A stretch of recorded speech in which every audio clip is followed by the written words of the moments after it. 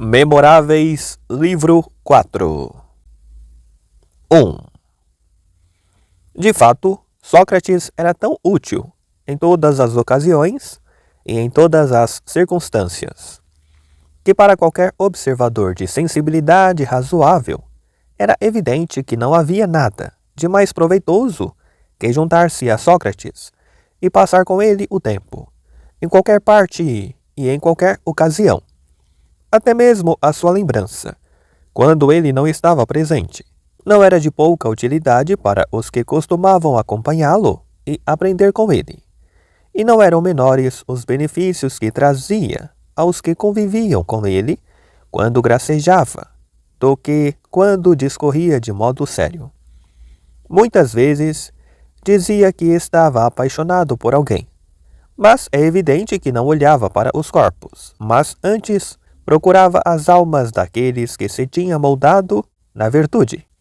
Concluía da boa natureza das pessoas pela sua rapidez para aprenderem os assuntos aos quais se dedicavam, pela sua capacidade para recordarem o que tinham aprendido e pelo seu entusiasmo por todos os ensinamentos, graças aos quais se pode administrar bem uma propriedade ou uma cidade e tirar o máximo proveito das pessoas e das situações humanas. Porque ele achava que este tipo de homens, quando instruídos, não só seriam felizes e administrariam bem o seu próprio patrimônio, como também seriam capazes de tornar felizes outros homens e outras cidades. Contudo, não se dirigia a todos de igual modo, antes aos que julgavam já serem bons por natureza, desprezando o saber adquirido. Ensinava-lhes que aquelas naturezas que são tidas como as melhores são também as que mais precisam de educação, dando-lhes como exemplo, entre os cavalos, os de puro sangue, que são os mais impetuosos e corajosos, e que, se tomados desde novos, se tornam os mais dóceis e os mais valorizados, enquanto que, se permanecerem indômitos, se tornam os mais difíceis de tratar e os mais desvalorizados. E no caso dos cães de melhores raças, dotados para o trabalho e para a diversão e hábeis na caça às feras, se forem bem exercitados, tornam-se os melhores e os de maior proveito para as caçadas. Mas se não forem treinados, tornam-se estúpidos, raivosos e completamente indomáveis. De igual modo, entre os homens, os mais dotados, com mais força de espírito e mais determinados nas suas ações, se forem educados e instruídos no que têm que fazer, tornam-se excelentes e muito interventivos, pois prestam mais e melhor qualquer serviço. Mas, se não forem educados nem instruídos, são os piores e os mais prejudiciais. Não conseguem distinguir o que devem fazer. Encontram-se muitas vezes em situações difíceis. E como são altivos e violentos, são incontroláveis e intratáveis, pelo que causam muitos e terríveis males. E aqueles que se orgulham grandemente da sua riqueza e acreditam que podem dispensar a educação, porque julgam que lhes basta o dinheiro para conseguirem quanto pretendem e receberem honras por parte dos outros homens. A esses chamava-os a razão, dizendo-lhes que é insensato aquele que julga que sem instrução conseguirá distinguir as ações úteis das prejudiciais, e insensato também aquele que, sem ter essa capacidade de distinção, julga que com o seu dinheiro conseguirá obter tudo quanto quiser e fazer tudo quanto lhe apetecer. E é estúpido aquele que, não podendo fazer o que lhe apetece, julga que está a fazer bem e que conseguiu a totalidade, ou pelo menos boa parte, de quanto lhe é necessário para viver. É estúpido também aquele que julga que, porque tem dinheiro, mesmo sem saber nada, pode passar por bom em alguma coisa, ou que, sem parecer bom em nada, poderá ser bem considerado. 2. Vou passar a descrever agora de que modo se comportava com aqueles que acreditavam ter recebido a melhor das educações e se orgulhavam bastante da sua sabedoria. Tinha ficado a saber que o belo Eutidemo tinha reunido um grande número de escritos dos poetas e sábios mais famosos e que por essa razão acreditava que já se distinguia em sabedoria dos jovens da sua idade e tinha grandes expectativas de os ultrapassar a todos na capacidade de falar e de agir. Assim, quando se apercebeu de que por ser ainda muito novo, o rapaz não frequentava a ágora, e se queria tratar de algum assunto, ia sentar-se numa estrebaria perto do local. Começou a ir até lá, com alguns daqueles que o acompanhavam. A primeira vez que lá foram, um deles perguntou-lhe se Temístocles se teria distinguido tanto dos seus concidadãos por ter convivido com algum homem sábio, ou porque essa era a sua inclinação natural, ao ponto de a cidade se fixar nele sempre que precisava de um homem competente. Sócrates, que queria por Eutidemo a prova, respondeu que era demasiado simplista achar que em artes de pouco mérito não se chega a ser importante sem mestres eficazes, e que, pelo contrário, governar a cidade, a mais importante de todas as funções, pudesse ser inata aos homens. Numa outra ocasião, em que Eutidemo também estava presente, vendo que ele se mostrava relutante em aderir ao seu círculo e não mostrava admiração pela sua sabedoria, Sócrates comentou: "Pois bem, meus amigos, aqui o nosso Eutidemo, assim que tenha atingido a idade certa, quando a cidade propuser qualquer moção sobre qualquer assunto, não se vai abster de expressar a sua opinião. É bem visível pelo modo como se comporta. Parece-me até que já tem preparado um belo proêmio para os seus discursos ao povo, tentando que pareça não ter sido aprendido junto de ninguém.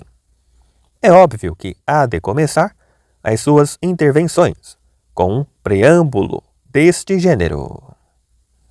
Cidadãos atenienses, nunca aprendi nada com ninguém, nem quando ouvi falar de homens competentes na arte do discurso ou na ação, procurei encontrar-me com eles. E também não me preocupei com ter um mestre entre aqueles que são sabedores. Pelo contrário, até passei a minha vida não só a evitar aprender com outros, como até a dar a impressão de ter aprendido. Mesmo assim, dar-vos-ei os conselhos que a inspiração me dá. Imaginem como um proêmio destes seria adequado àqueles que quisessem obter cargo de médico da cidade, e como seria conveniente para esses começar o seu discurso deste modo: Cidadãos atenienses, nunca aprendi com ninguém o ofício de médico, nem procurei que nenhum médico fosse meu mestre.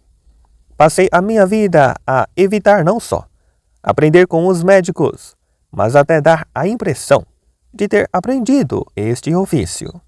Mesmo assim, podeis dar-me o cargo de médico, que eu vou tentar aprender, praticando com vocês. Todos os presentes riram desta apresentação. Era evidente que Eutidemo agora estava atento ao que Sócrates dizia, embora continuasse a evitar dirigir-lhe a palavra pessoalmente, como se acreditasse que com o silêncio se dava ares de sensato. Por fim, Sócrates, querendo pôr fim a esta situação, disse: É espantoso, de fato, como aqueles que querem ser capazes de tocar cítara ou flauta, ou montar a cavalo, ou qualquer outra coisa parecida, tentam praticar de modo contínuo a arte em que pretendem ser bons, e não apenas sozinhos, mas também junto daqueles que são considerados os melhores, fazendo e aguentando tudo de modo a não fazerem nada, sem o conselho desses mestres, porque de outro modo não poderão tornar-se famosos. Pelo contrário, entre aqueles que querem tornar-se hábeis em palavras e ações e dedicar-se à política, há alguns que acreditam que serão capazes de adquirir essa capacidade, de modo automático, sem preparação e sem treino. Mas a verdade é que esta arte parece bastante mais difícil de levar a cabo do que aquelas, e embora haja muitos a praticá-la, são muito poucos os que conseguem realizar. Por essa razão, é óbvio que aqueles que se dedicam a ela precisam de um cuidado mais constante e mais empenhado do que os que aspiram às outras. A princípio, enquanto Eutidemo só o ouvia, era assim que Sócrates ia falando. Mas quando percebeu que, à medida que falava, ele lhe ia dando mais atenção e o ia ouvindo com mais interesse, apareceu sozinho na estrebaria e quando Eutidemo se sentou perto dele, perguntou-lhe: Diz-me lá, Eutidemo, é verdade o que ouvi dizer, que reuniste um grande número de escritos de homens que são ditos sábios? Sim, por Zeus, respondeu Eutidemo, e vou continuar a reuni-los até que tenha conseguido o maior número possível. Por Hera, os meus parabéns, então, por em vez de tesouros de ouro e de prata, teres preferido recolher a sabedoria. É óbvio que acreditas que o ouro e a prata não tornam os homens melhores, enquanto as sentenças dos homens sábios enriquecem com a virtude aqueles que as possuem. Eutidemo ficou muito contente quando ouviu estas palavras, convencido de que a Sócrates parecia correta a sua aproximação à sabedoria. Aquele, contudo, ao perceber que o rapaz tinha ficado satisfeito com o elogio, perguntou-lhe: E em que é que queres ser melhor, Eutidemo, ao coligir esses escritos? Como Eutidemo tivesse ficado calado, procurando uma resposta, Sócrates tornou a perguntar: Por acaso queres ser médico? Há também bastantes escritos sobre assuntos médicos. Não, por Zeus, médico não. Então queres ser arquiteto? Também nessa área é preciso ser especialista. Não, também não. Talvez queiras ser um bom geômetra, como Teodoro? Não, geômetra também não. Então queres ser astrólogo? Como ele negasse também, continuou. Talvez um rapsodo? Porque dizem que também tens todos os poemas de Homero. Por Zeus, claro que não. Eu sei que os rapsodos sabem de cor todos os seus versos, mas são bastante estúpidos. Sócrates então perguntou: Por acaso, Eutidemo, não estarás interessado naquele dom, com a qual os homens se tornam governantes, administradores, chefes e competentes e prestáveis aos outros homens e a eles próprios? É precisamente essa, Sócrates, exclamou Eutidemo, a virtude que eu preciso. Por Zeus, então procuras a mais bela e a mais importante das artes, uma vez que é arte de reis. Eles chamam a arte real. Mas já refletiste por acaso se é possível, sem se ser justo, chegar a ser bom nessa arte? Refleti é muito, até, e sem justiça não é possível ser um bom cidadão. E então, já o conseguiste tu? Eu, Sócrates, acho que não pareço menos justo do que qualquer outro. Ora, muito bem. E os homens justos não têm também as suas obras, como os carpinteiros? Tem, pois. Então, tal como os carpinteiros podem mostrar as suas obras, os homens justos também deveriam poder tornar públicas as suas, não? E achas que eu não posso explicar as obras da justiça? Por Zeus, até as da injustiça, pois não são poucas as que se podem ver e ouvir todos os dias. Queres então, perguntou Sócrates, que escrevamos de um lado um J e de outro um I? E de seguida coloquemos o que nos parecer obra da justiça na coluna do J e o que for da injustiça na coluna do I? Se te parece que é preciso fazê-lo, vamos lá. Depois de Sócrates ter escrito as duas letras como tinha sugerido, continuou. É comum entre os homens mentir? É claro. E em que coluna é que haveremos de o colocar? É óbvio que na da injustiça. E o engano existe também ou não? Sim, também. E em que coluna o pomos? Também é óbvio que na da injustiça. E o agir mal? Também na mesma coluna. E a escravatura? Igual. E no que toca à coluna da justiça, não poderemos colocar lá também algumas destas situações, eu te demo? Seria terrível. Ora, se alguém que, tendo sido eleito general, escraviza uma cidade injusta e inimiga, diremos que comete uma injustiça? Não, claro que não. Então diremos que fez algo justo, não? Exato. E se em guerra engana os adversários? Também será uma situação justa. E quem rouba e saqueia os bens desses inimigos, não estará a proceder com justiça? Claro, mas eu supus, no princípio, que as questões que estavas a colocar diziam respeito apenas aos amigos. Sim, mas tudo quanto ponderamos para a injustiça, temos de o ponderar também para a justiça, não? Pelos vistos. Então, considerado este pressuposto, vejamos de novo a nossa distinção. É justo agir de determinada maneira se for com os inimigos, mas injusto se for com os amigos, pois com estes temos de ser o mais sinceros que pudermos. Estás de acordo? Em absoluto, respondeu Eutidemo. Ora, e o que acontecerá então? Continuou Sócrates. Se um general, ao ver o seu exército desmoralizado, lhe mentir, dizendo-lhe que as tropas aliadas estão perto e com esta mentira puser fim à desmoralização dos seus soldados, em que coluna iríamos colocar este logro? Parece-me que na da justiça. E se alguém, ao ver que o filho precisa de medicação e não quer tomá-la, ou enganar misturando o remédio com a comida e usando esta mentira lhe devolver a saúde, em que coluna teremos de a colocar? Continua a parecer-me que na mesma.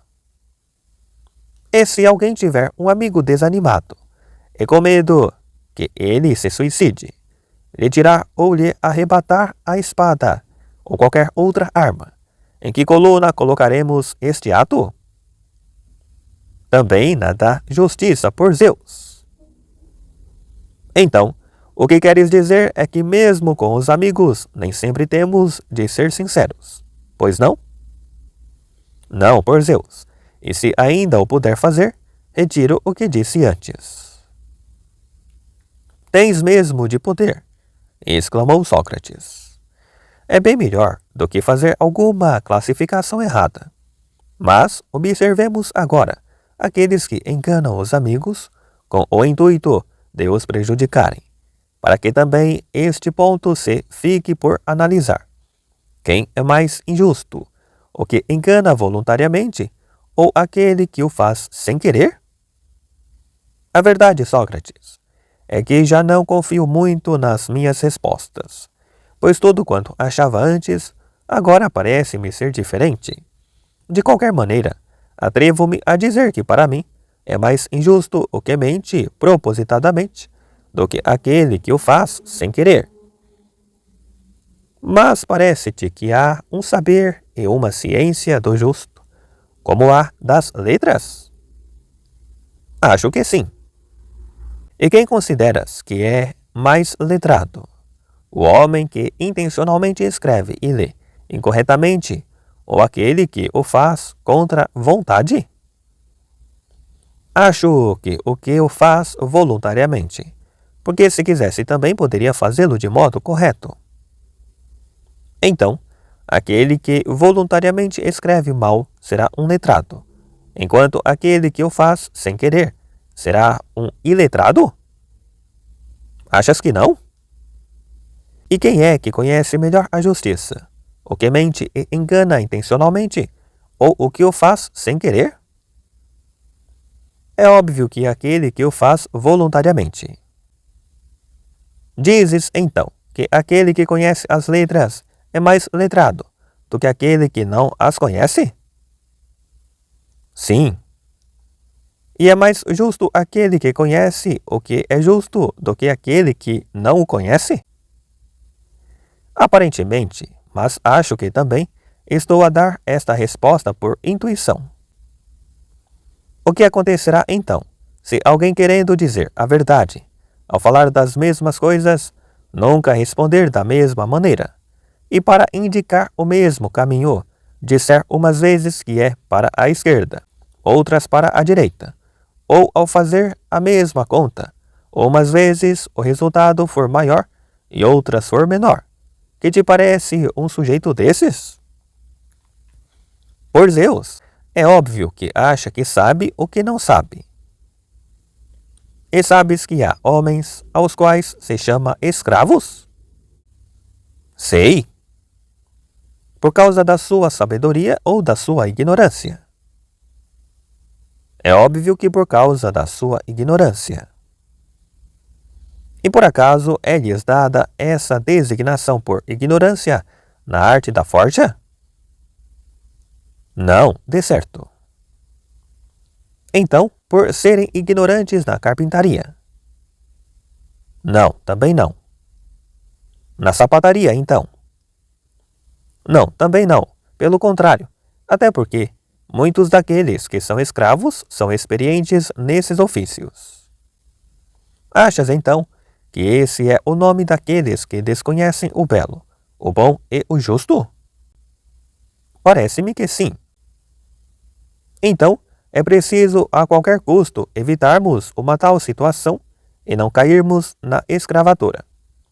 Mas, pelos deuses, Sócrates, estava eu convencido que andava a aprender como chegar a sábio, e que assim, acreditava eu, teria a educação que mais convém àquele que aspira a ser perfeito, mas agora, bem podes imaginar como me sinto desanimado ao ver que depois de tantos esforços, nem sequer sou capaz de responder às tuas perguntas sobre o que faz mais falta saber.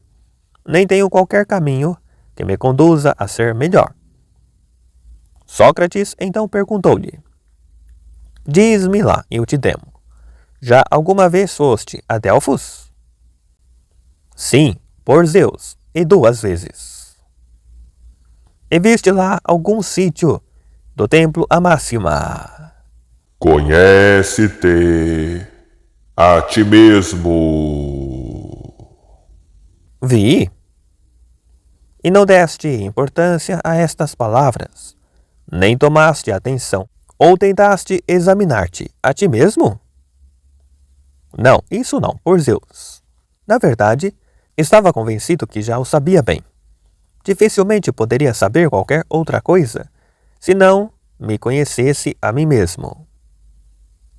Então, me parece-te que se conhecesse a si mesmo, aquele que apenas sabe de si, o seu próprio nome, ou aquele que faz com os compradores de cavalos, que acham que não conhecem o animal que querem adquirir, até querem, comprovado se ele é dócil ou rebelde, forte ou fraco, rápido ou lento, e se tem ou não as qualidades necessárias para ser um bom cavalo? É também assim que ele examina as qualidades que fazem dele um homem útil, e é assim que conhece as suas capacidades? Pois parece-me que sim, que aquele que não tem noção das suas próprias capacidades não conhece a si mesmo. E não é evidente também que, graças a esse conhecimento que tem de si mesmo, esses homens recebem múltiplos benefícios, e pelo contrário, se estiverem enganados sobre si mesmos, sofrem numerosos males, porque aqueles que se conhecem a si mesmos sabem o que mais lhes convém e distinguem o que podem fazer do que não podem, fazendo apenas o que sabem, acautelam o que precisam e têm êxito, e, evitando o que não sabem, evitam os erros e fogem ao insucesso. Também, por essa razão, são capazes de avaliar os outros homens e, através do seu trato com os outros, procuram bens e evitam prejuízos. Pelo contrário, os que não se conhecem e se enganam a respeito das suas capacidades encontram-se junto das outras pessoas e das situações humanas, tal como se encontram diante de si mesmos. Não sabem o que lhes faz falta, nem o que têm de fazer, nem de quem se podem socorrer. Antes erram em todas estas circunstâncias, fracassam na obtenção de bens e precipitam-se para as desgraças. Os que sabem o que devem fazer, quando o fazem, tornam-se famosos e respeitados, pois seus iguais tratam-nos com gosto, e os que fracassam nos seus empreendimentos estão ansiosos por acompanhá-los e serem aconselhados por eles. Depositam neles as suas esperanças de prosperidade e, por todas estas razões, estimam-nos mais do que a todos os outros. Pelo contrário, os que não sabem o que fazer escolhem mal, fracassam no que se propõem, e por essa razão não só sofrem penas e castigos, mas também não têm qualquer fama. São objeto de chacota e vivem desprezados e sem qualquer consideração. O mesmo verás também em relação às cidades. As que desconhecem as suas próprias capacidades entram em guerra contra outras mais poderosas e ou são destruídas ou passam de livres a escravas. Eutidemo disse então: Podes estar certo, Sócrates, de que acredito piamente que o conhecimento que cada um tem de si mesmo deve ter a máxima importância. Mas por onde é que deve começar a análise da própria pessoa? É por não saber que ponho os olhos em ti, à espera que no queiras explicar. Bom, então imagino que sabes quais é que são as coisas boas e quais é que são as más. Sim, por Zeus. Então, se nem isso soubesse, seria pior do que um escravo. Se assim é, vai lá, explica-mo. Não é difícil. Em primeiro lugar, acredito que ter saúde é um bem e estar doente é um mal. Em segundo lugar, também as causas de uma e de outras situações, sejam bebidas, comidas ou comportamentos, as que levam a ter saúde são boas e as que a levam a estar doentes são más. Então, ter saúde e estar doente poderiam ser ambas boas, se trouxessem o bem, e más se dessem lugar a um mal? Ora essa, e quando é que ter saúde poderia ser causa de mal e estar doente de bem? Pois por Zeus, quando, por exemplo, numa campanha vergonhosa, ou numa navegação funesta, ou em qualquer outra circunstância do gênero, os que por ser fortes participam nelas e morrem, enquanto os que ficam de fora, por causa da sua fraqueza, sobrevivem. É verdade o que dizes, mas também vês que em situações que trazem benefícios, uns participam porque são fortes, enquanto outros ficam de fora por causa da sua fraqueza. E nessas situações que ora trazem benefícios, ora prejuízos, não são mais boas do que más? Não me parece, por Zeus. Pelo menos de acordo com o nosso raciocínio. Mas a sabedoria, Sócrates, essa é indiscutivelmente um bem. Porque qual a situação em que um sábio não faria melhor do que um ignorante? Achas? Por acaso, nunca ouvistes falar de Dédalo, que, por causa da sua sabedoria, foi feito prisioneiro de Minos, e se viu forçado a ser seu escravo, privado da sua pátria e da sua liberdade, e quando tentou fugir com o filho, perdeu o rapaz e ele próprio não conseguiu salvar-se, e pelo contrário, foi preso pelos bárbaros, e se viu de novo sujeito à escravidão? É isso o que se conta por Zeus. E não ouvistes falar também dos sofrimentos de Palâmedes, porque todos celebram como invejado pela sua sabedoria. Foi morto por Ulisses. Sim, é isso que contam também. E quantos outros achas tu, que graças à sua sabedoria, se converteram em desterrados junto do grande rei e aí se tornaram seus escravos? É possível, Sócrates, que o bem mais indiscutível seja ser feliz. Claro, desde que não se componha de outros bens discutíveis. E que elemento da felicidade poderia ser discutível? Nenhum, a não ser que lhe juntemos a beleza, a força, a riqueza, a fama, ou qualquer outra coisa do gênero. Pois, por Zeus, só podemos juntar-lhes. Como é que alguém poderia ser feliz sem elas? Pois então, por Zeus, juntar-lhe-emos elementos que trarão aos homens muitas e funestas consequências, porque muitos são corrompidos, por causa da beleza, por aqueles que se deixam transtornar pelos encantos juvenis. Muitos, por causa da sua força, tentam empreendimentos excessivos e precipitam-se em males não menores. Muitos, por causa da sua riqueza, caem em vícios e acabam vítimas de conspirações. E muitos ainda, por causa da sua fama e das influências políticas, sofreram grandes desgraças. Bom, se também não posso elogiar nem falar bem de ser feliz, então reconheço que não sei o que é que se pode pedir aos deuses. Talvez por causa da tua excessiva confiança em saber destes assuntos, respondeu-lhe Sócrates, não os ponderaste, mas uma vez que tencionas presidir a uma cidade democrática, é óbvio que sabes o que é um governo popular. E muito bem.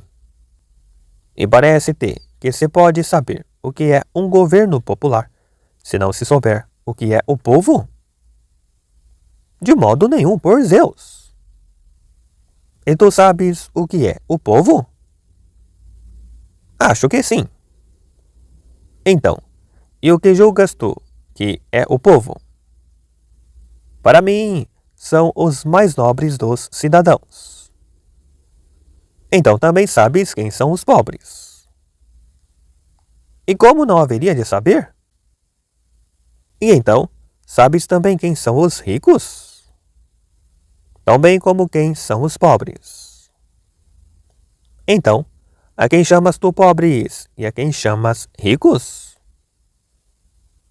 Os pobres, acho eu, são os que não têm o suficiente para pagar tudo quanto necessitam, e os ricos, os que têm mais do que o suficiente. Mas já deves ter reparado que há alguns que têm muito pouco, não só lhes chega esse pouco, como até conseguem fazer algumas poupanças, enquanto outros, com muito mais, não têm que chegue. Por Zeus, fizeste bem em lembrar-me, pois sei até que alguns reis, que por falta de recursos, se veem forçados a cometer crimes, como os mais necessitados. Então, continuou Sócrates, se as coisas são assim, devemos colocar os reis entre o povo, e aos que possuem poucos bens, desde que os administrem bem entre os ricos. Eutidemo então respondeu-lhe: é óbvio que a minha própria estupidez me obriga a concordar com o que dizes e começo a pensar que não será melhor calar-me, porque corro o risco de não saber mesmo nada. Afastou-se completamente desanimado, desprezando-se a si mesmo, e convencido que na realidade não era diferente de um escravo. Pois bem, muitos dos que tinham sido submetidos por Sócrates a provações semelhantes já nem se aproximavam dele, e ele tinha-os por imbecis. Eutidemo, contudo, percebeu que não se tornaria um homem reconhecido, se não convivesse o mais possível com Sócrates, de modo que nunca se afastava dele, a não ser por necessidade, e havia ocasiões até em que imitava os seus hábitos.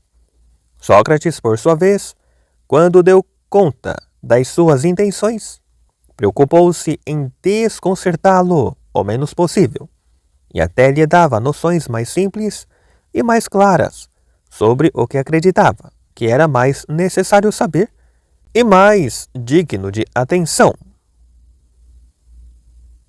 3. Sócrates não tinha qualquer pressa em que os que o acompanhavam se tornassem hábeis de palavras e ações, uma vez que pensava que, em primeiro lugar, devia incutir-lhes bom senso, porque acreditava ele que sem bom senso aqueles que possuíam essas qualidades seriam mais injustos e mais capazes de más ações. Assim, tentava, em primeiro lugar, fazer com que aqueles que o acompanhavam fossem prudentes em relação aos deuses. Alguns contaram por terem estado presentes conversas que teve com outros interlocutores sobre este tema. Quanto a mim, assisti a este diálogo com Eutidemo. Diz-me lá, Eutidemo, já alguma vez te ocorreu meditar sobre como os deuses, com tanto cuidado, providenciam tudo quanto os homens necessitam? Não, por Zeus. Mas sabes pelo menos que, em primeiro lugar, temos necessidade de luz, e que os deuses nos dão? Sim, por Zeus, porque se não tivéssemos luz, seríamos como os cegos, apesar dos nossos olhos. Mas como também precisamos de descanso, dão-nos a noite para descansarmos melhor. É verdade, e essa dádiva também é digna de reconhecimento. É como com a sua luz, o sol nos mostra as horas do dia, e torna claras todas as outras coisas, enquanto a noite, por ser escura, é menos clara. Não fizeram aparecer na noite estrelas, que tornam mais evidentes as horas noturnas, e conseguimos fazer assim muitas coisas necessárias? Assim é. Além do mais, a lua não nos mostra apenas as partes da noite, mas também as do mês. Efetivamente. É porque necessitamos de alimentos. Fazemos surgir da terra e proporcionam as estações adequadas a este fim. E elas disponibilizam-nos os muitos e variados produtos de que necessitamos, e ainda outros para nosso agrado. De fato, todas estas dádivas manifestam uma grande amizade pelos deuses. E deram-nos também a água, tão importante que, ao juntar-se a terra e as estações, faz nascer e crescer tudo o que nos é útil, permite a nossa alimentação e, misturada com qualquer um dos nossos alimentos, torna-os mais fácil de digerir, mais proveitosos e mais agradáveis. E como é o bem de que mais necessitamos, não nos dão na maior das quantidades? Sim, também essa é uma dádiva bem pensada. E não nos abençoaram também com o fogo, auxílio contra o frio, auxílio também contra a escuridão, que acompanha todas as artes e todos os trabalhos que o homem realiza para seu benefício? Porque, em suma, sem fogo, os homens não podiam apreender qualquer atividade útil às suas vidas. Sim, Essa dádiva também mostra quão amigos são dos bons. E que dizer do sol? Depois de atravessar o inverno, aproxima-se fazendo amadurecer uns frutos e secando outros cujo tempo já passou. E, terminado este ciclo, não se aproxima mais, afastando-se para não nos prejudicar com mais calor do que o necessário. E quando de novo se afasta, tanto que é óbvio que se afastasse mais, gelaríamos de frio. Acende-se mais e aproxima-se, dando voltas no firmamento, onde nos possa ser mais benéfico. Por Zeus, de fato todos estes fenômenos parecem acontecer por causa dos homens. Além do mais, como é evidente que não poderíamos suportar nem calor nem frio, se aparecessem de repente, o Sol aproxima-se pouco e pouco a pouco também se afasta, de tal forma que quase nem damos conta que chegamos ao ponto mais duro de cada extremo. E já há algum tempo que tenho vindo a ponderar de fato se os deuses têm qualquer outra ocupação para além dos homens. Só há um aspecto que me impede de pensar assim. Os outros seres vivos beneficiam destas mesmas condições. É verdade, mas não é evidente que mesmo esses seres vivos nascem e crescem por causa dos homens? Qual é o outro ser vivo que beneficia das cabras, das ovelhas, das vacas, dos cavalos, dos burros e de todos os animais que são tão úteis senão os homens? Parece-me até que nos são mais úteis do que as plantas. Mas a verdade é que também nos alimentos delas e nos trazem não menos benefícios do que os dos animais. Apesar de muitas raças humanas rejeitarem os frutos da terra e viverem do leite, do queijo e da carne do gado, todos subjugam e domesticam os animais úteis e os usam como ajudantes na guerra e noutras atividades. Também concordo contigo nesse aspecto, pois vejo que até os animais, que são muito mais fortes que nós, se tornam submissos aos homens, que os usam para o que quiserem. E como as coisas belas e úteis são diferentes umas das outras, não deram aos homens sentidos adequados a cada uma delas, graças às quais tiramos proveito de todas as coisas boas? E não nos deram também a capacidade de racionar, com a qual pensamos e recordamos o que aprendemos, e reconhecemos qual a função de cada uma das coisas, e concebemos muitas maneiras de tirar partido das coisas boas e evitarmos as más? E não nos deram também a capacidade de comunicar, pela qual partilhamos de todas as coisas boas e as ensinamos aos outros e promulgamos leis e governamos as cidades? Efetivamente, Sócrates, parece que os deuses puseram grande cuidado em todos os aspectos da vida humana.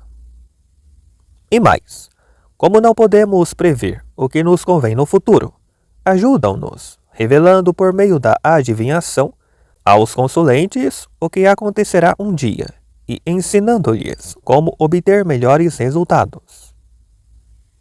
Nesse aspecto, parece que ainda se revelam mais teus amigos do que de todos nós, porque dão indicações do que deves fazer e do que não deves fazer, mesmo sem serem consultados por ti.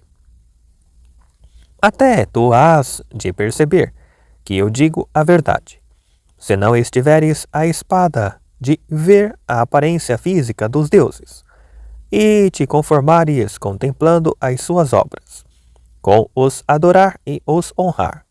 Pensa que os próprios deuses nos indicam esse caminho, pois quando nos oferecem os seus benefícios, fazem-no sem se mostrar aos nossos olhos, mas também aquele que ordena e governa todo o universo, no qual reside toda a beleza e toda a bondade, e que para nosso interesse as mantém intactas, saudáveis e sem velhice, servindo-nos, sem qualquer falha, mais rapidamente que o próprio pensamento. Este Deus manifesta-se como o realizador das maiores obras, mas administra-as sem que as possamos ver. E hás de perceber que até o sol, que parece que todos podem ver, não deixa que os homens o olhem fixamente, e se alguém se atreve a fixá-lo, cega-o. E descobrirás também que os servidores dos deuses são invisíveis, porque é óbvio que o raio desce do alto e se abate sobre tudo quanto encontra. Mas não se vê nem quando desce, nem quando descarrega a sua força, nem quando desaparece. E os ventos também não são visíveis. Agora, os seus efeitos são-nos evidentes e sentimos quando eles se aproximam. E mais, até a alma do homem, que participa do divino mais do que qualquer outra das faculdades humanas, é evidente que reina em nós, mas ninguém pode vê-la. Refletindo sobre todos estes assuntos, é preciso não desprezar o que não se vê, e antes, reconhecendo nos seus sinais o seu poder, é preciso honrar a divindade. Pois eu, Sócrates, respondeu Eutidemo, sei bem que não descuidarei essa divindade, nem um pouco, mas o que me desanima é parecer-me que nunca nenhum homem poderá corresponder com o agradecimento devido aos benefícios que recebe dos deuses. Mas não deves desanimar com isso, Eutidemo.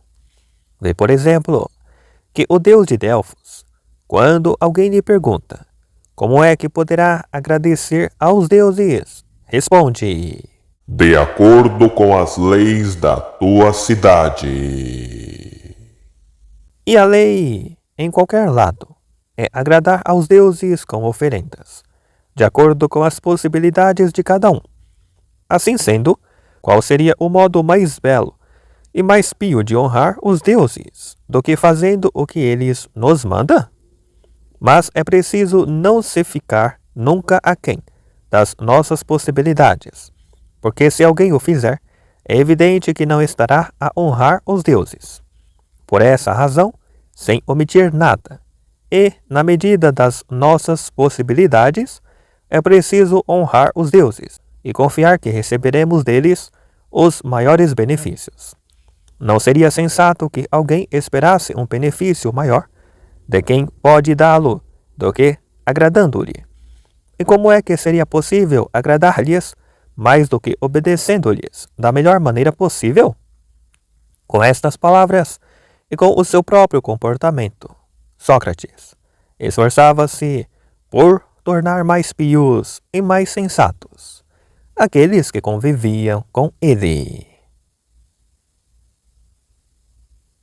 4.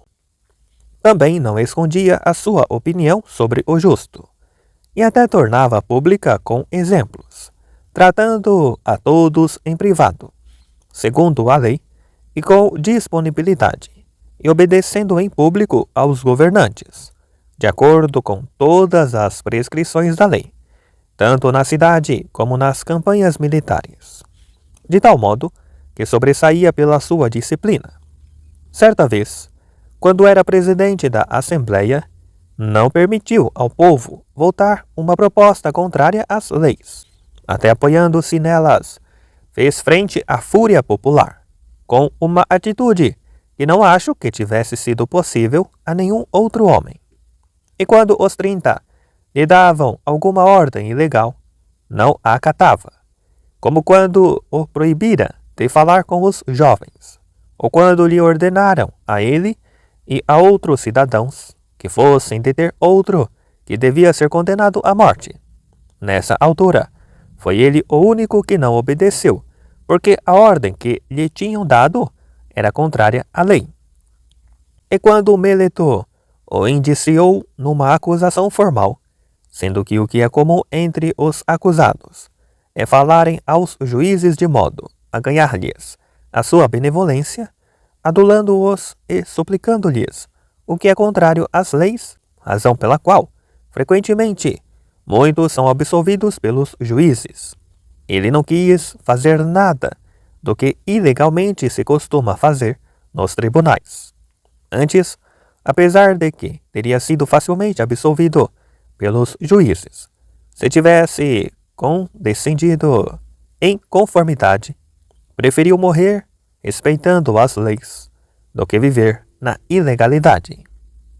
Muitas vezes falava com muitos outros nesse sentido, mas sei que teve, em certa altura, a seguinte conversa com Hippias de Élide, a propósito da justiça. Tendo regressado a Atenas, depois de uma longa ausência, Hippias encontrou-se com Sócrates quando este dizia a alguns como era espantoso que, se alguém quisesse ensinar outro a ser sapateiro, carpinteiro, ferreiro ou cavaleiro, não teria qualquer dificuldade em saber para onde o mandar, a fim de atingir tal propósito. Alguns dizem até que, se alguém quisesse tornar justo um cavalo ou um boi, teria muito quem os ensinasse. Agora, se alguém quisesse aprender ele próprio a ser justo, ou ensiná-lo a um filho ou a um criado, não saberia onde ir para o conseguir. Hippias, ouvindo estas palavras, disse enquanto ria: Não me digas, Sócrates, que continuas a dizer as mesmas coisas que eu já te ouvi dizer há muito tempo atrás. Claro, Hippias. E o que ainda é mais espantoso é que não só digo as mesmas coisas de sempre, como também continuo a falar dos mesmos assuntos. Tu provavelmente, como és sábio em tanta coisa, nunca dizes as mesmas coisas sobre os mesmos assuntos. Disso podes estar certo. Procuro sempre dizer algo de novo. E tens essa mesma atitude em relação a todos os assuntos que dominas? Imagina que alguém te pergunta, referindo-se a letras, quantas e quais são as letras da palavra Sócrates. Não vais dizer agora o mesmo que disseste antes? Ou se te perguntam sobre contas, se 2 vezes são 10, a tua resposta de agora não seria a mesma de antes? Em assuntos desses, Sócrates, faço como tu. Também dou sempre a mesma resposta. Contudo, quando se fala de justiça, estou bem certo de que teria a dizer agora coisas que nem tu, nem nenhum outro poderiam refutar. Por era, que grande bem dizes ter encontrado. Se com ele conseguires que os juízes deixem de ditar sentenças polêmicas, e os cidadãos deixem de discutir sobre o justo, de contender e de se dividir em facções, que as cidades deixem de divergir sobre os seus códigos de leis e de fazerem a guerra entre elas. Quanto a mim, não sei como me poderia afastar de ti antes de ter ouvido aquele que descobriu um tão grande bem. Pois, por Zeus, não me has de ouvir até tu próprio me teres dito a mim o que acreditas tu que é o justo. Porque já chega de estares a gozar a conta dos outros, fazendo-lhes perguntas e refutando tudo quanto dizem, sem que tu próprio te disponhas a reconhecer razão a outro, nem a dar a tua opinião sobre assunto nenhum. Ó Hippias, que dizes? Então, ainda não percebeste que eu já não paro de mostrar o que penso sobre as coisas justas? E o que dizes, então, sobre esse assunto? É que eu não o mostro com palavras, mas com ações. Ou não te parece que as ações são bem mais demonstrativas do que as palavras? Muito mais, por Zeus. Há muitos que dizem coisas justas e praticam ações injustas, quando não poderiam ser injustos se praticassem ações justas. Notaste por acaso alguma vez que tivesse prestado algum falso testemunho, que tivesse denunciado alguém, que tivesse provocado a discórdia entre amigos ou na cidade, ou que tivesse praticado qualquer outra ação injusta? Eu não. E não achas que ser justo é não praticar ações injustas? É óbvio, Sócrates, que também agora te estás a tentar esquivar de dar a tua opinião sobre o que acreditas ser justo, pois não dizes o que fazem os homens justos, e sim o que não fazem. Ora, eu achava que não querer cometer uma injustiça era uma prova suficiente de justiça. Mas, se não te parecer assim, vê se preferes que te responda deste modo. O que eu digo é que ser justo é cumprir a lei. Dizes então, Sócrates, que o legal e o justo são a mesma coisa? Para mim, são. Pois só que não percebo o que queres dizer com legal e com justo. Mas sabes o que significa a expressão leis da cidade, não sabes? Claro. E o que acreditas tu que são as leis? Aquelas em que os cidadãos unidos decretam o que se deve fazer ou proíbem o que não deve ser feito. Então estaria a agir de modo legal aquele que, como cidadão, agisse de acordo com essas disposições, e seria ilegal transgredi-las. Exatamente.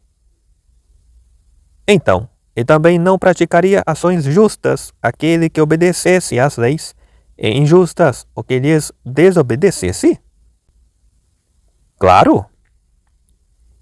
Então, e o que pratica ações justas é justo, e o que pratica ações injustas é injusto? Não poderia ser de outro modo, pois não? Então, o que atua legalmente é justo, e o que atua ilegalmente é injusto, não? Hípias interrompeu. Mas, Sócrates, de que modo é que alguém pode dar tanta importância às leis ou obedecer-lhes, se muitas vezes são os mesmos que as promulgaram, que as refutam ou as alteram? Sim, mas muitas vezes também as cidades entram em guerra e depois, de novo, fazem a paz. É certo? E achas, então, que faz alguma diferença entre desprezar os que atacam as leis, só porque estas leis poderiam ser revogadas, e censurar os soldados que agem com disciplina na guerra, só porque se há de voltar a paz? Ou censurarias os que durante a guerra auxiliam com empenho a sua pátria? Eu não, por Zeus. Não sabes também, retorquiu Sócrates, que o lacedemônio Licurgo não teria feito de Esparta uma cidade em nada diferente das outras, se não lhe tivesse incutido a obediência à lei, acima de qualquer outro valor? E não sabes que entre os governantes das cidades, os melhores são aqueles por causa de quem os cidadãos conseguem obedecer às leis com maior empenho, e que a cidade em que os cidadãos são mais obedientes às leis é a que vive melhor em tempo de paz e a que é mais poderosa em tempo de guerra? E não só. A concórdia parece ser o maior dos bens para as cidades, e com bastante frequência os conselhos e os seus homens mais ilustres recomendam aos cidadãos viver em concórdia. E por todo o lado, na Hélade, a lei determina que os cidadãos jurem que viverão em concórdia. E por todo o lado também se faz o mesmo juramento. Eu acho que esta situação existe, não para que todos os cidadãos escolham os mesmos coros, nem para que aplaudam os mesmos flautistas, nem para que elejam os mesmos poetas, nem para que desfrutem dos mesmos espetáculos, e sim para que obedeçam às leis, porque se os cidadãos vivem de acordo com elas, as cidades são mais poderosas e vivem mais felizes. Sem concórdia, pelo contrário, nem uma cidade poderá ser bem governada, nem uma propriedade bem administrada. E também na vida privada, de que modo é que alguém poderá incorrer menos num castigo por parte da cidade, ou como poderá ser mais honrado do que obedecendo às leis? Como é que se pode perder menos diante dos tribunais? Ou como se terá mais oportunidades de vencer? E em quem é que alguém confiaria mais para guardar os seus bens? Os seus filhos ou as suas filhas? A quem é que a cidade inteira consideraria mais digno de confiança do que um homem que cumprisse a lei? De quem é que esperariam que fossem mais justos? Pais, parentes, amigos, concidadãos e até estrangeiros? Em quem é que acreditariam mais os adversários, tratando-se de armistícios, tréguas ou tratado de paz? Com quem estabeleceriam alianças de melhor vontade do que com um homem que cumprisse a lei? E a quem é que os aliados confiariam mais o comando das suas tropas, ou a guarda das suas guarnições ou das suas cidades? De quem é que um benfeitor esperaria o maior reconhecimento do que de um homem que cumprisse a lei? A quem é que se faria de melhor vontade um favor do que aquele que se acredita que não se esquecerá de o agradecer? A quem é que alguém quereria mais para amigo ou menos para inimigo do que alguém assim? A quem é que se faria menos a guerra do que a alguém que se quisesse muito como amigo e não como inimigo? De quem é que a maioria desejaria ser amiga e aliada, e de quem muito poucos quereriam ser inimigos e adversários? Por essa razão, Hípias, é que eu afirmo que o legal é o mesmo que o justo. Agora, se tu achas o contrário, então diz-mo. Hípias respondeu-lhe: Mas, por Zeus, Sócrates, não me parece que, no que diz respeito a ser justo, a minha opinião seja contrária ao que acabas de dizer. E leis que não estejam escritas, Hípias, conheces? Sim, são aquelas que vigoram em qualquer lado, sem contestação.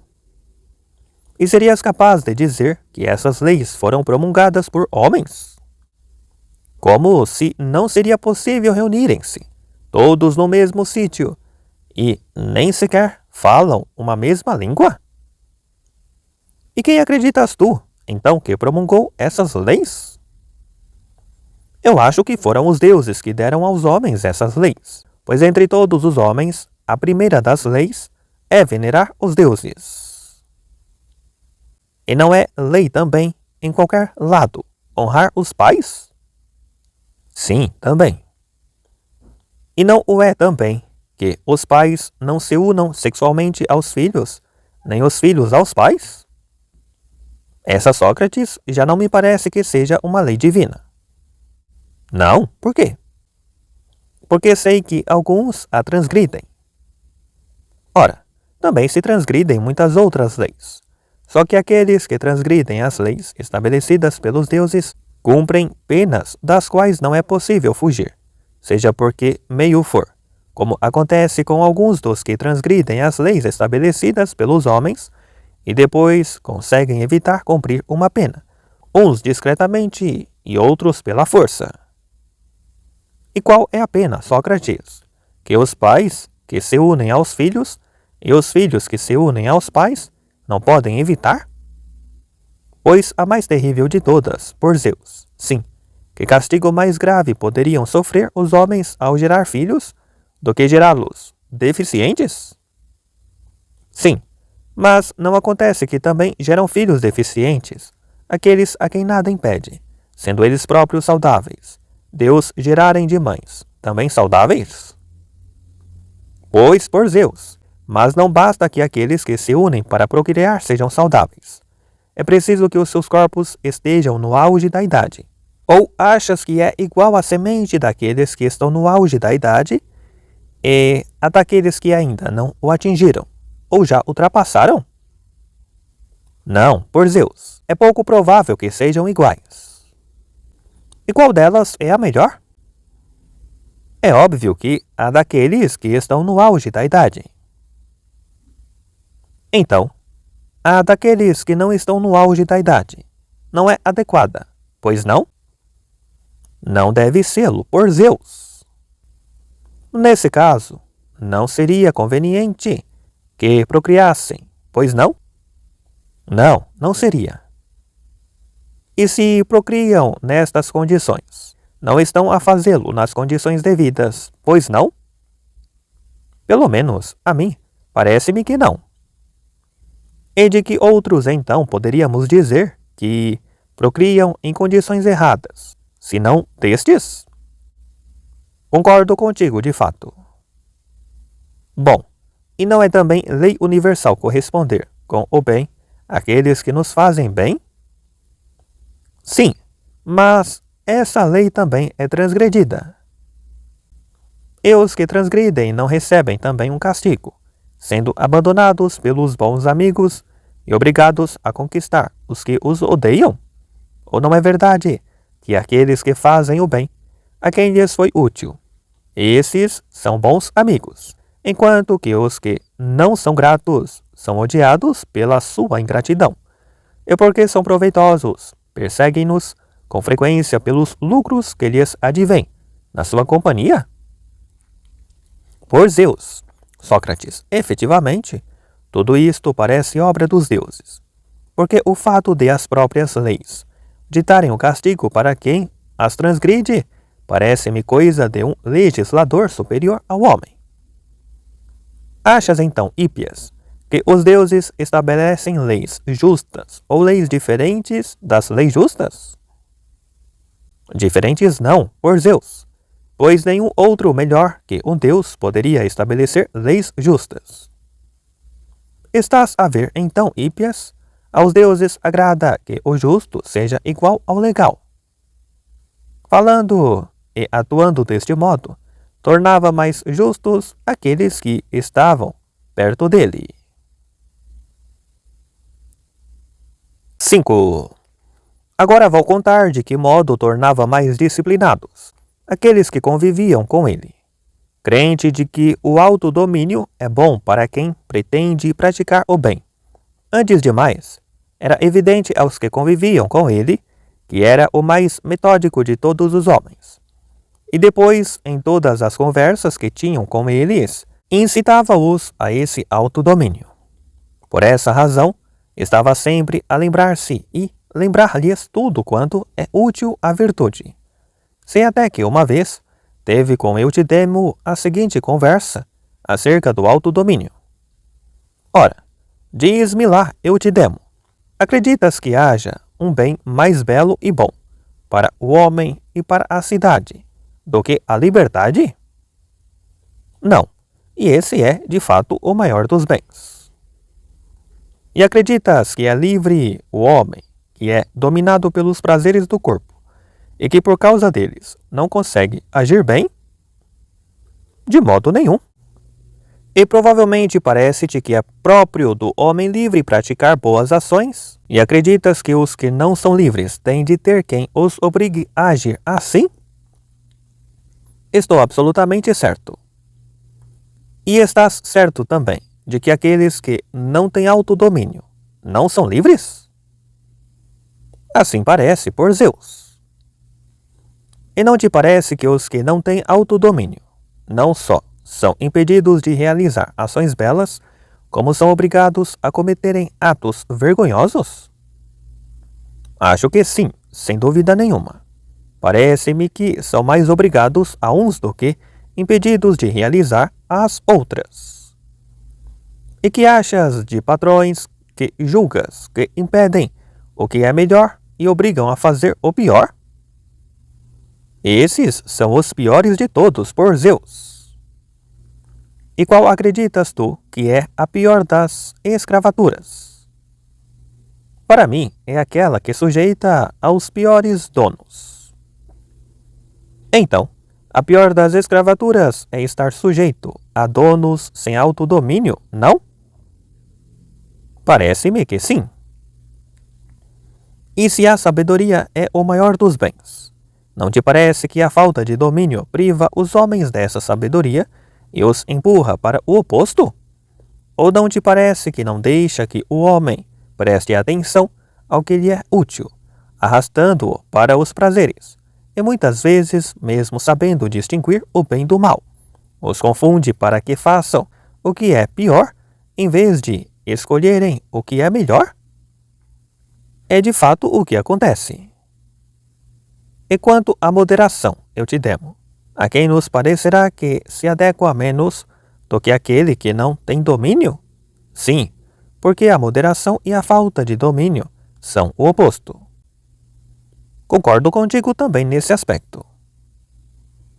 E achas que há algo que impeça melhor essa falta de domínio do que a atenção ao que é conveniente? Na verdade, acho que não. E achas que pode haver alguma coisa pior para o homem do que aquilo que o obriga a escolher o que lhe é prejudicial, em vez do que lhe é benéfico, que o convence a afastar o bem em vez do mal, e que o obriga a agir ao contrário do que recomenda a prudência? Não. E não será possível, então, que o autodomínio traga ao homem resultados contrários aos da falta de domínio? Efetivamente. E ser a causa de semelhantes resultados não parece ser a melhor, pois não? Pois provavelmente não. Parece-te, então eu te demo, que o autodomínio é melhor para o homem? Assim parece, Sócrates. E já refletiste alguma vez sobre esse assunto? Sobre que assunto? Sobre os prazeres serem a única coisa a que a falta de domínio conduz o homem, mas que essa é uma falsa capacidade, pois na realidade não produz mais prazer que o autodomínio? E como é que isso pode ser? Porque a falta de domínio não deixa que resistamos à fome, à sede, aos desejos amorosos, ao sono, que são as únicas razões que tornam agradável comer, beber, fazer amor, e também descansar e dormir, depois de ter esperado e resistido até que essas coisas cheguem com o maior prazer possível. Assim, impede-nos também de desfrutar com um proveito que valha a pena nas necessidades mais imperiosas e frequentes. Pelo contrário, o autodomínio é a única situação capaz de nos fazer resistir a tais privações, e também o único que nos permite desfrutar como deve ser dos prazeres que referi. É inteiramente certo o que dizes. E os que conhecem o autodomínio também desfrutam do prazer de aprenderem algo bom e belo, e de se dedicarem a atividades que lhes fornecem meios para governar bem o corpo, administrar bem a casa, ser útil aos amigos e à cidade, e vencer os inimigos, qualidades que trazem não apenas benefícios, mas também grandes prazeres, quando são praticadas. Enquanto os que não conhecem o autodomínio não partilham destas vantagens, porque de quem diríamos que deve menos obtê-las do que o homem que menos se pode dedicar a elas, absorto no cuidado dos prazeres imediatos? Eutidemo respondeu então: parece-me que o que tu queres dizer, Sócrates, é que o homem que se submete aos prazeres do corpo não tem qualquer possibilidade de alcançar a virtude. Exatamente, Eutidemo. Do que é que um homem sem autodomínio se distingue do mais grosseiro dos animais? Porque aquele que não pondera o que é melhor e só procura por todos os meios fazer o que é mais agradável, distingue-se em alguma coisa da mais irracional das criaturas? Só os que têm domínio sobre si mesmos podem examinar as coisas que têm maior importância, agrupá-las em categorias com palavras e atos, escolher o melhor e rejeitar o pior. Deste modo, dizia ele, os homens tornavam-se melhores, mais felizes e mais competentes no uso da palavra. E acrescentava que daí vinha aquilo a que chamamos diálogo, do hábito de refletir em comum e ir classificando as coisas por gêneros, Tornava-se, pois, fundamental procurar a máxima aptidão nesta matéria e ter o maior cuidado, pois é nesta arte que se formam os melhores homens, os dirigentes mais capazes e os mais aptos para o diálogo. 6. Vou tentar contar também como tornava mais aptos para o diálogo aqueles que o acompanhavam. Com efeito, Sócrates acreditava que aquele que sabe o que é cada coisa pode também explicá-lo a outros. Agora, os que não sabem nada, esses, dizia ele, seria de esperar que se enganassem e enganassem os outros. Por essa razão, dizia que nunca deixava de examinar, com aqueles que o acompanhavam, a essência de cada coisa. Seria difícil explicar como é que construía todas estas definições, mas acho que o que vou contar é suficiente para demonstrar qual a sua metodologia de investigação. Começando pela piedade, era este o modo como a examinava. Diz-me lá, Eutidemo, que acreditas tu que é a piedade? A mais bela das qualidades, por Zeus. Serias capaz de me descrever um homem piedoso? Parece-me que é aquele que honra os deuses. E por acaso, cada um pode honrar os deuses do modo que lhe aprouver? Não, porque existem leis de acordo com as quais se devem honrar os deuses. Então, aquele que conhecer essas leis saberá o que é preciso para honrar os deuses, não? Creio que sim. E aquele que sabe como deve honrar os deuses, acha que não deve fazê-lo de outra maneira diferente daquela em que o faz? Acho que não. E alguém poderá honrar os deuses de uma maneira diferente daquela que acha que é correta?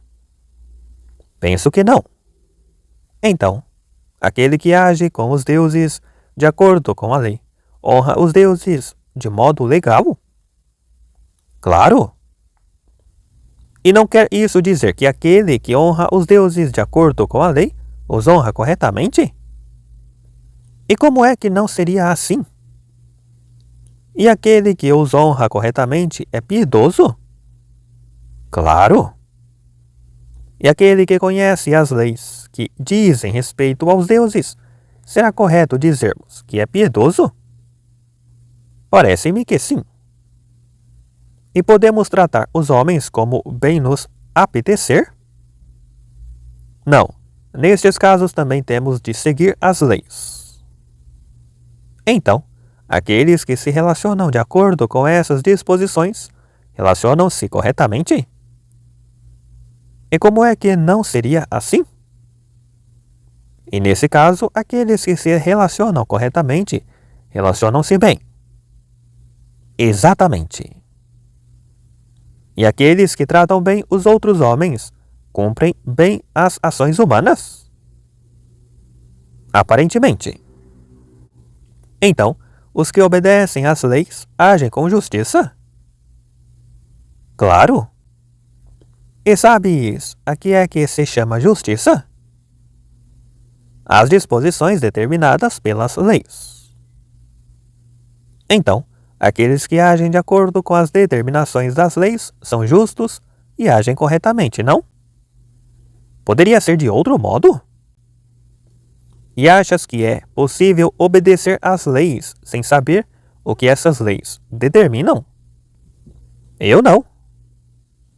E conheces alguém que faça as coisas de modo diferente daquele que sabe que deve fazê-las? Não, também não. Então, aqueles que conhecem as leis que regulamentam o comportamento humano, esses agem com justiça? Sim, claro. E os que agem com justiça são justos, não? Como é que não hão de sê-lo?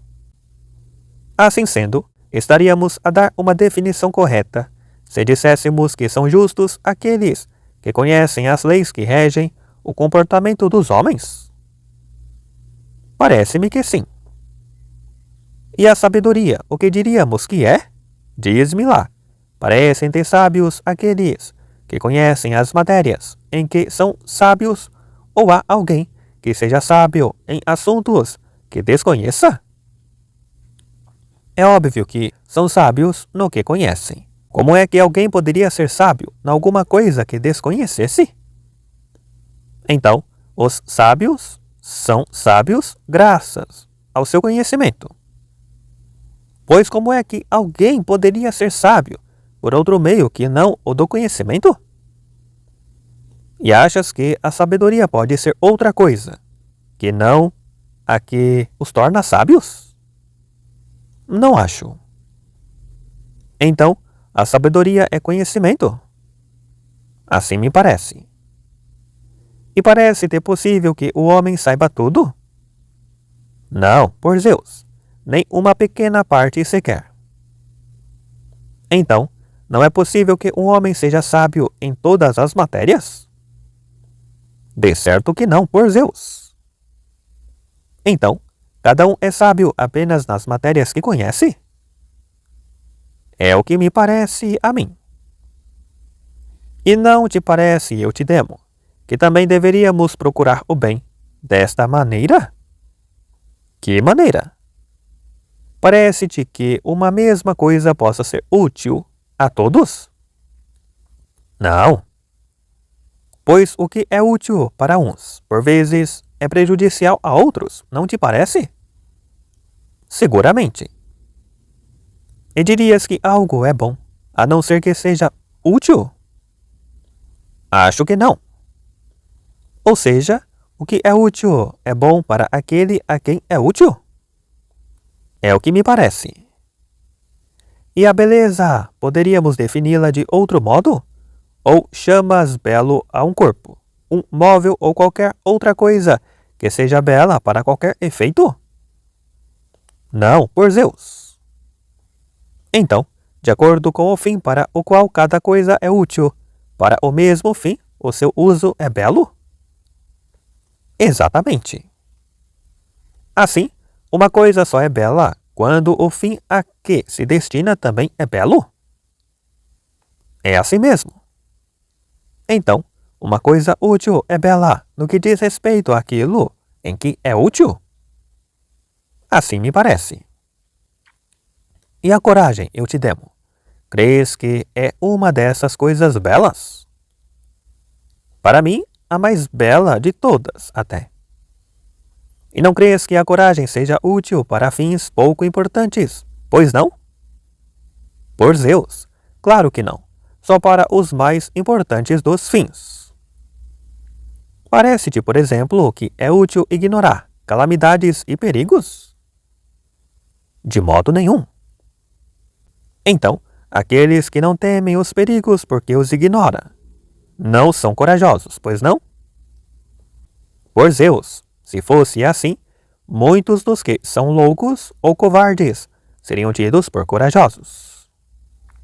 E aqueles que temem, mesmo até o que não causa medo? Menos ainda, por Zeus. Então, achas que são corajosos os que enfrentam bem catástrofes e perigos, e covardes os que o fazem mal? Exatamente. E crês que são bons nessas situações outros além daqueles que conseguem lidar bem com elas?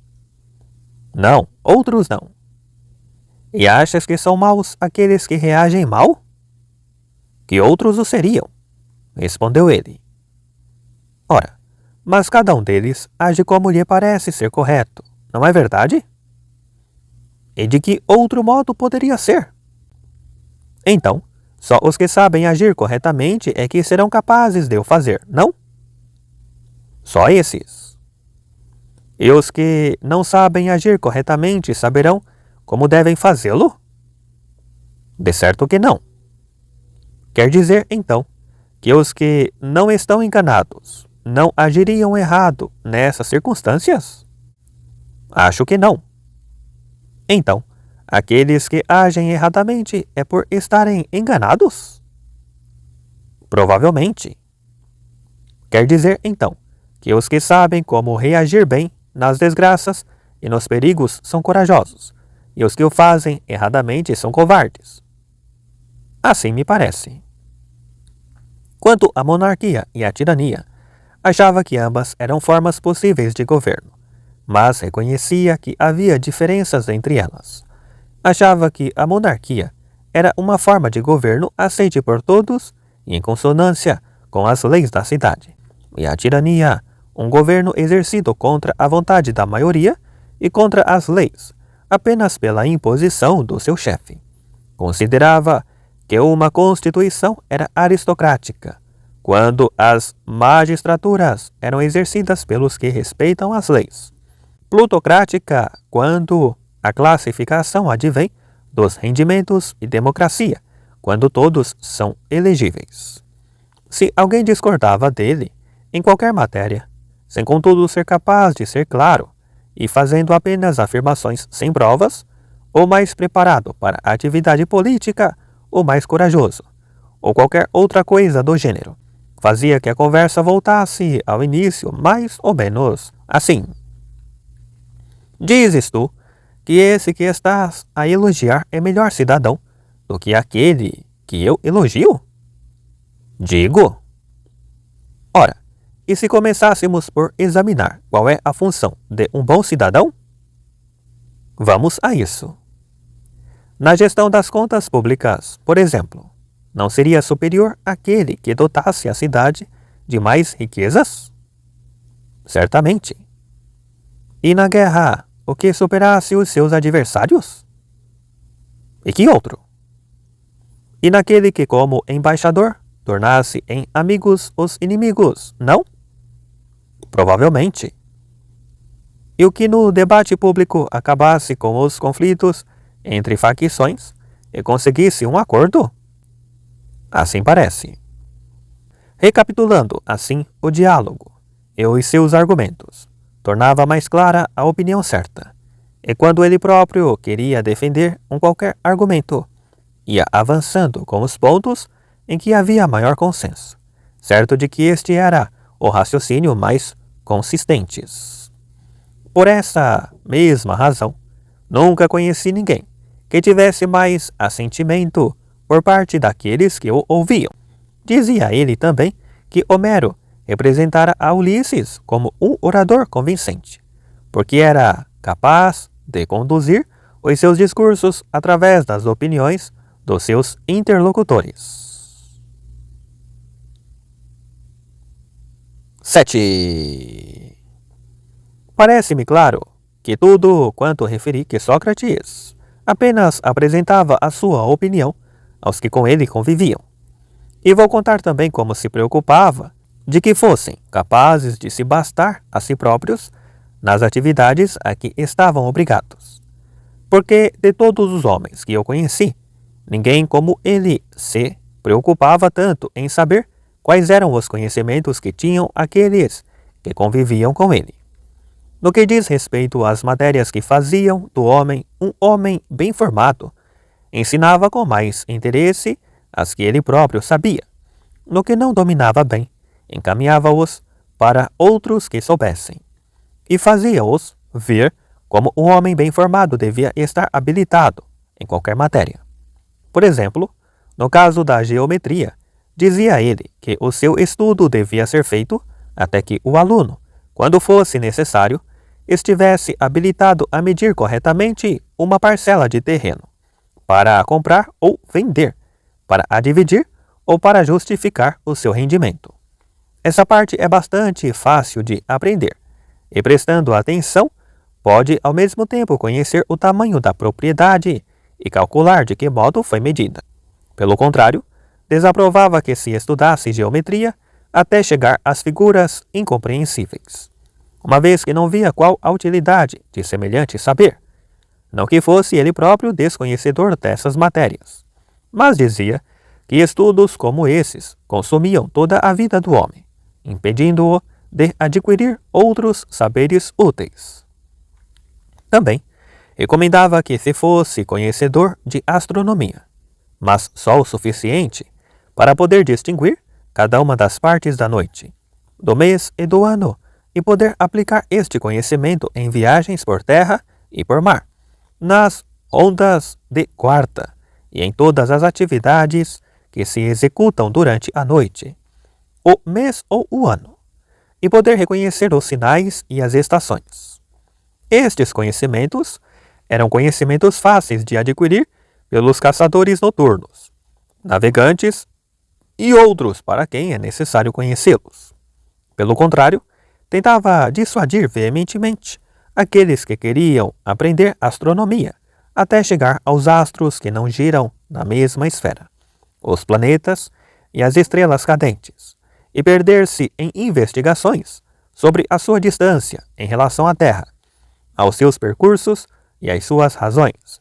Nessas investigações, dizia ele, não via qualquer utilidade. Contudo, também não era desconhecedor destas matérias, embora dissesse que tais estudos consumiam toda a vida do homem, afastando-o de muitos outros saberes úteis. Do mesmo modo, no que diz respeito aos fenômenos celestes, dissuadia também os que meditavam sobre o modo como a divindade gere cada um deles, pois acreditava que não era possível aos homens descobrirem-no e achava que nem aos deuses agradaria que os homens investigassem o que eles não pretendiam mostrar. Dizia até que aqueles que se dedicavam a estas lucubrações podiam até enlouquecer, como acontecera com Anaxágoras, que tanto se orgulhava de ter explicado os mecanismos dos próprios deuses. Assegurava ele que era uma mesma coisa o sol e o fogo, sem ter percebido que os homens podem observar o fogo sem inconveniente, mas não podem olhar para o sol sem proteção, e que quando se expõem aos raios do sol, vão queimando a pele, o que não acontece com o fogo. E descuidou também que os frutos da terra não podem crescer sem os raios do sol, mas morrem se sujeitos ao calor do fogo. Garantia ele que o sol era uma pedra incandescente, ignorando que uma pedra exposta ao fogo não resplandece nem dura muito tempo, enquanto que o sol brilha mais do que qualquer outra coisa e para sempre.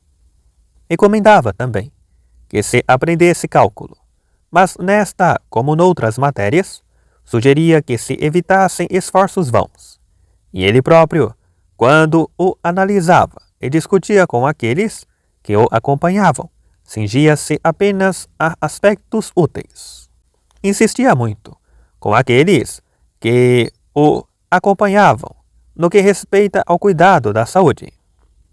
Deves aprender, quando puderes junto de quem souber. Ao longo da vida devemos estar atentos a nós mesmos, ao que comemos, ao que bebemos, aos exercícios e a como fazer uso destas precauções para manter a saúde. E se alguém necessitava de mais ajuda do que aquela que lhe poderia proporcionar a sabedoria humana, então aconselhava o recurso à adivinhação, porque os deuses nunca negariam o seu conselho àqueles que sabem de que modo os deuses dão indicação aos homens sobre as suas ocupações. 8. Se alguém, sabendo que Sócrates dizia que um deus lhe indicava o que devia fazer ou não, mas acabou condenado à morte pelos juízes, pensar que ele mentia acerca dessa divindade, deverá ter em conta que Sócrates tinha já uma idade avançada, e se não tivesse morrido naquela altura, teria morrido pouco depois. Assim, escapou a pior parte da vida, na qual todos veem diminuída a sua inteligência.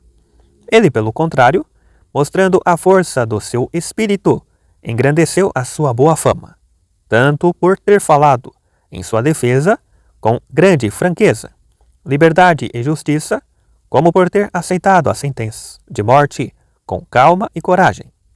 De fato, não há memória de que nenhum outro homem tenha suportado a morte de um modo tão belo. E isso que depois do julgamento foi obrigado a viver 30 dias, porque era o mês das festas délias, e não era permitido por lei que ninguém fosse executado publicamente, enquanto não regressasse de Delos à embaixada. Durante este período viveu, diante dos que lhe eram próximos, um tipo de vida completamente diferente do que vivera anteriormente.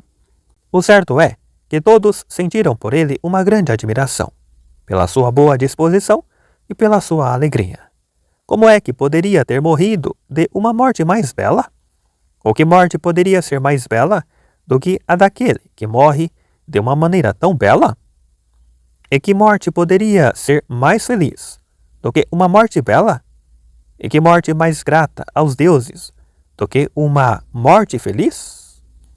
Vou contar também o que ouvi dizer dele a Hermógenes, o filho de Hipônico.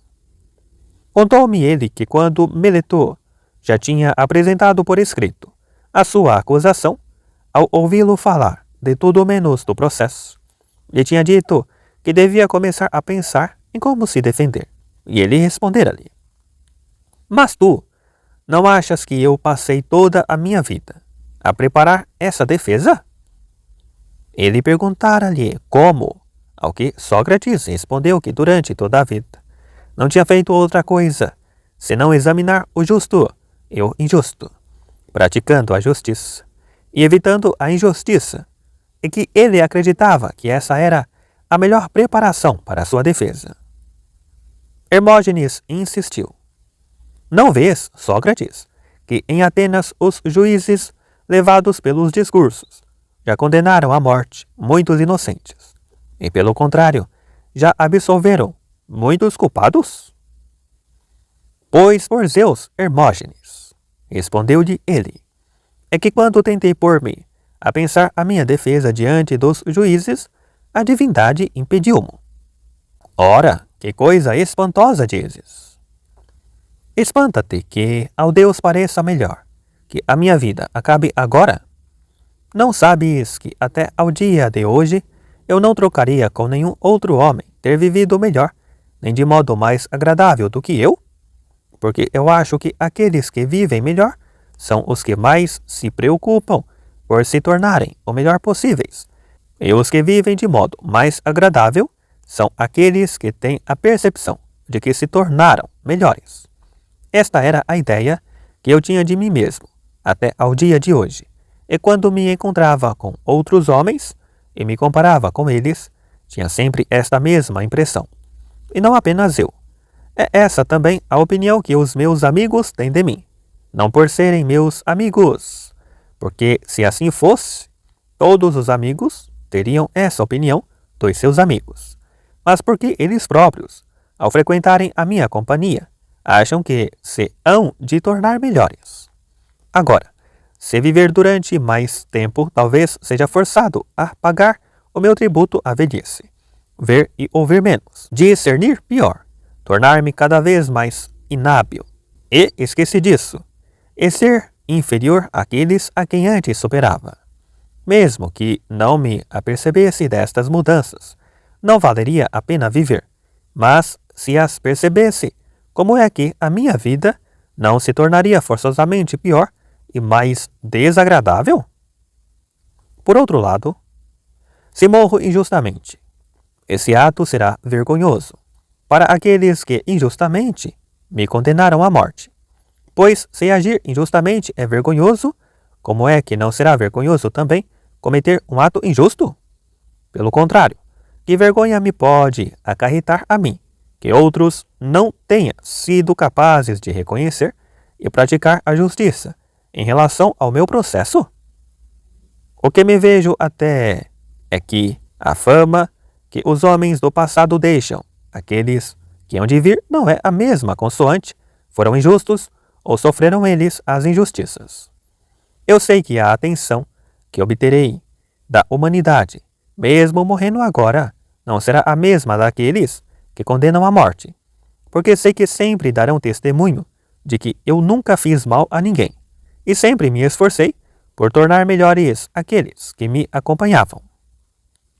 Era assim que se dirigia a Hermógenes e aos outros. Entre aqueles que conheceram Sócrates verdadeiramente, nenhum dos que aspirava à virtude deixou de o recordar com saudade, antes e agora, mais do que a qualquer outro, como o mais útil dos companheiros na procura da virtude.